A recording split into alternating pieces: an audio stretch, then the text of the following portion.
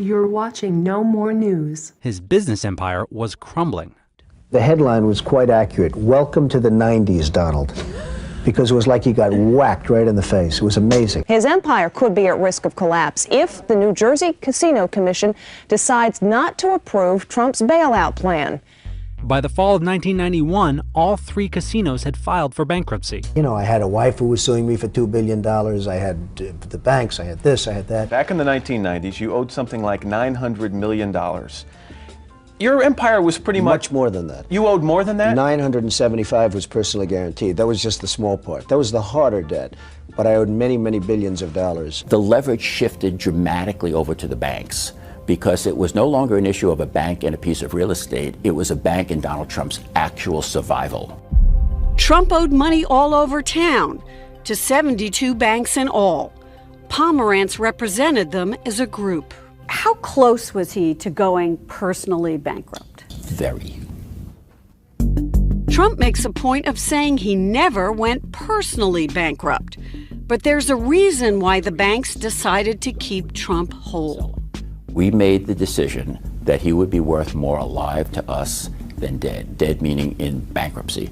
We don't want him to be in bankruptcy. We want him out in the world selling these assets for us. So you wanted him alive because he was a salesman and could best sell his own properties. That's correct. We kept him alive.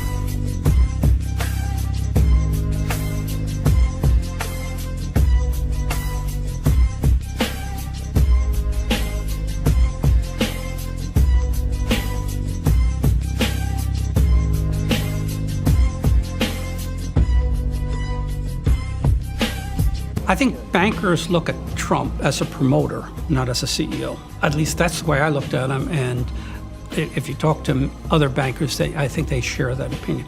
He's a wonderful promoter. He's the P.T. Barnum of the 21st century.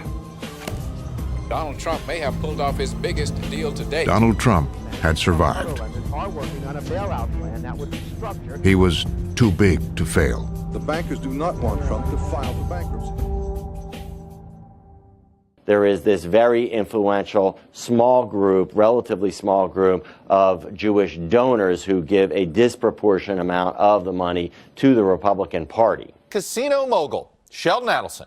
He's worth an estimated $30 billion. And in fact, in 2012, he already spent $100 million in his attempt to defeat Barack Obama.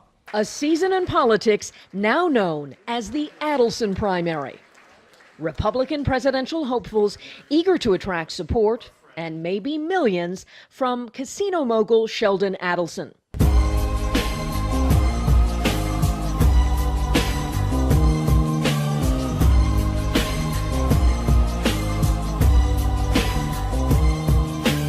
I am not Israeli. The uniform that I wore in the military, unfortunately, was not an Israeli uniform. It was an American uniform. Although my wife was in the IDF, and one of my daughters was in the IDF, and my our two little boys, one of whom will be bar mitzvah tomorrow. Hopefully he'll come back. Thank you. Hopefully he'll come back. His hobby is shooting, and he'll come back and be a sniper for the IDF. All we care about is being good Zionists, being good citizens of Israel. All we care about is being good Zionists, good citizens of Israel.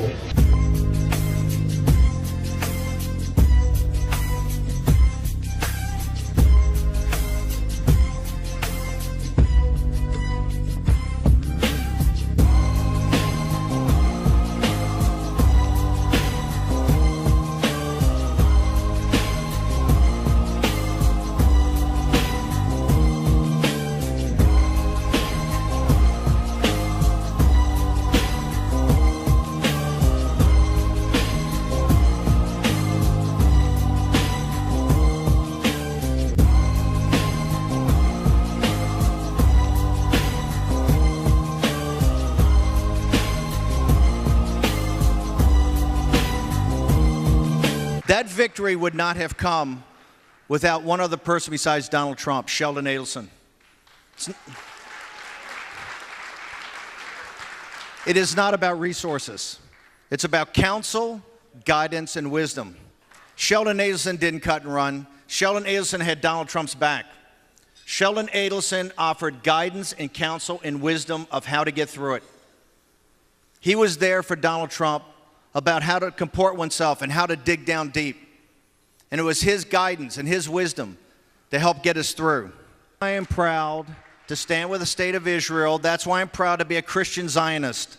That's why I'm proud to be a partner to one of the greatest nations on earth and the foundation of the Judeo-Christian West. I want to thank you, and I'm proud to be a Christian Zionist. Thank you.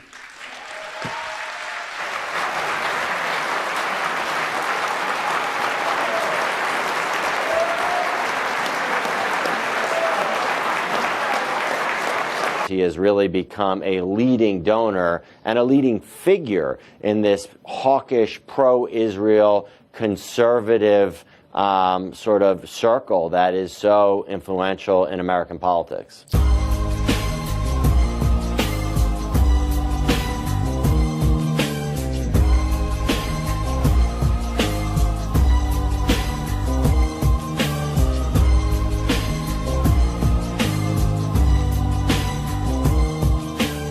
And the new embassy may not have happened if it weren't for the man many call the godfather of the Republican Party. Billionaire casino magnate Sheldon Adelson. There he is in the front row with his wife, Miriam. There she is. He was instrumental in persuading Trump to make the move.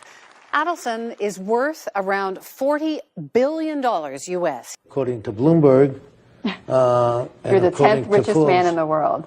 10th, maybe it's, but think about that. There's 7 billion people. That means there's 6,999,990,000 people that are not at my level.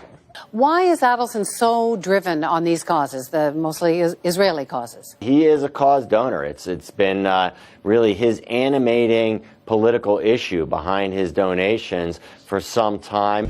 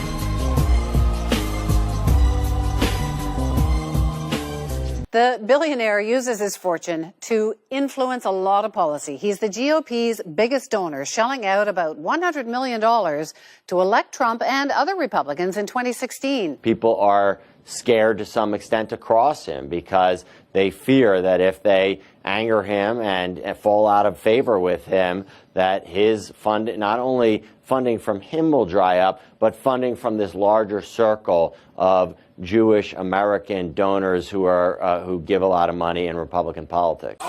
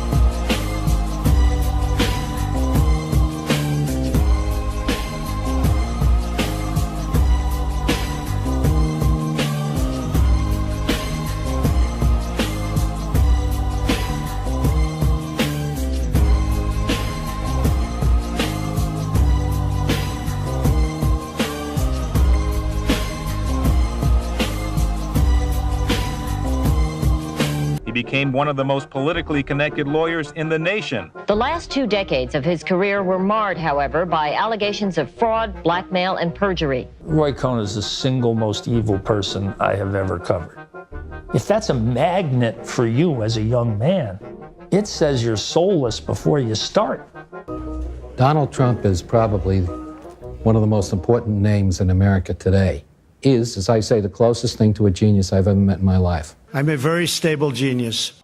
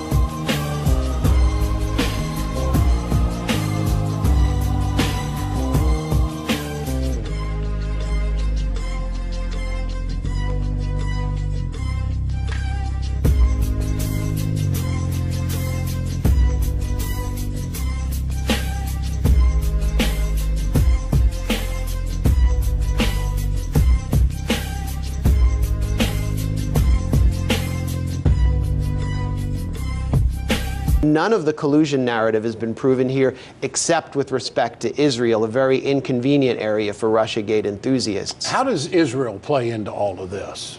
Well, Israel's central in this, and what we're looking at is actually Israelgate.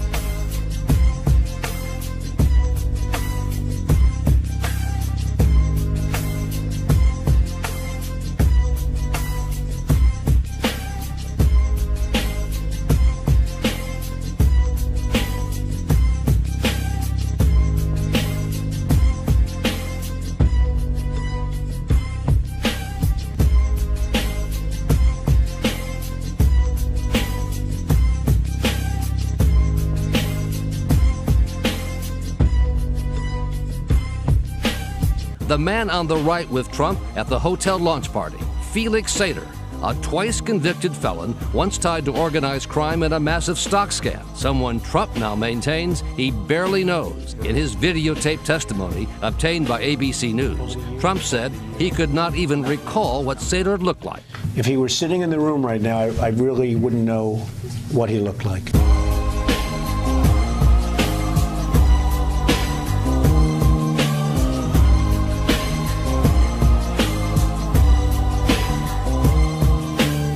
Sater, an executive at a real estate company, was actively involved in a number of proposed deals with Trump. Here they were together in Denver in 2005. And in 2010, 3 years after Sater's mob ties became public, the Trump Organization issued Sater business cards identifying him as a senior advisor to Donald Trump, with a Trump Organization email address and phone number.